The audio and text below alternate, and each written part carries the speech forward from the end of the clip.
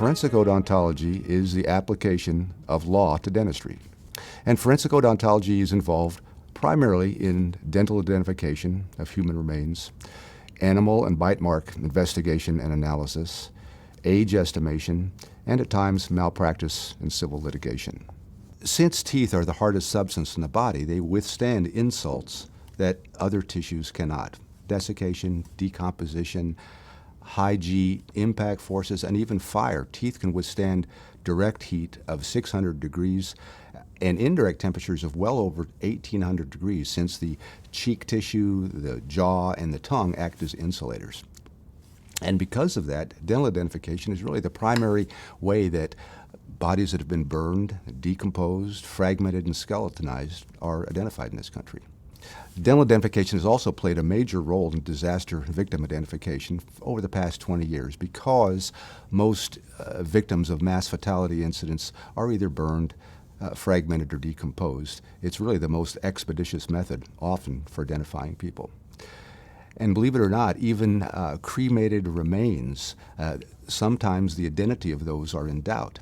And because tooth structure and tooth restorations can survive these high temperatures, often dental evidence is found in cremated remains to help identify them if that becomes an issue.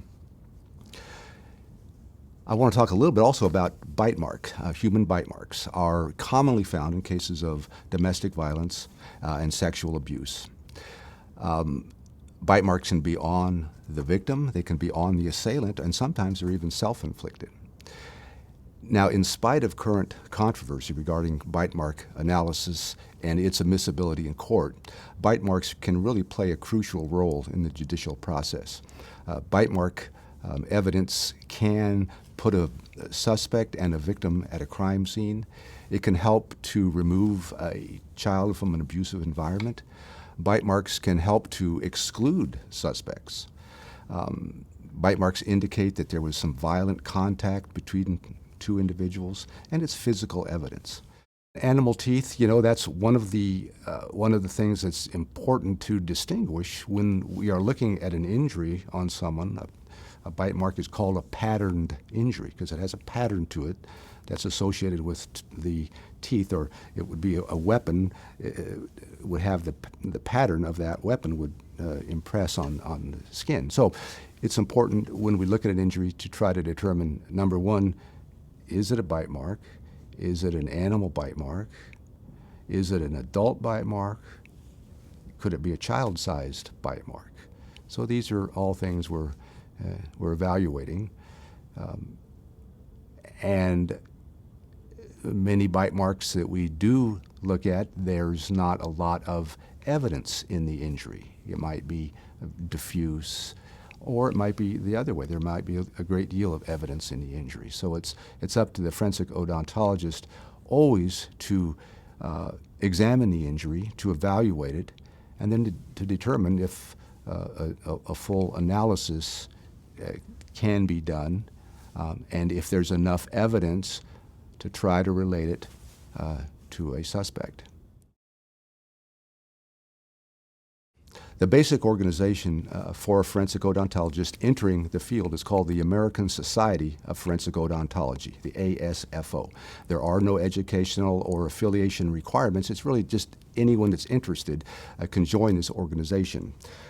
Through their newsletter, their annual meeting, which is held the same week that the AAFS conference is, and their published manual, an entry-level forensic odontologist can really gain some advanced training opportunities and have networking with other forensic odontologists. The next level of organizational involvement is the American Academy of Forensic Science, the odontology section, and there are affiliational and educational requirements for both of those. But it's the goal that hopefully involvement in the ASFO before this will have fulfilled these requirements. The AAFS has a graduated level of promotion through its various levels of membership. That requires participation in meetings, attendance at meetings, submission of abstracts. And again, this is another area that a mentor can be helpful to a budding forensic dentist. And ultimately, with experience, with a lot of training and a lot of work, a person can eventually maybe meet the requirements to challenge the examination of the American Board of Forensic Odontology, which is the certifying board in the United States for forensic dentists. The requirements to become board certified are rather extensive and arduous, but it is certainly well worth it once someone gets to that point.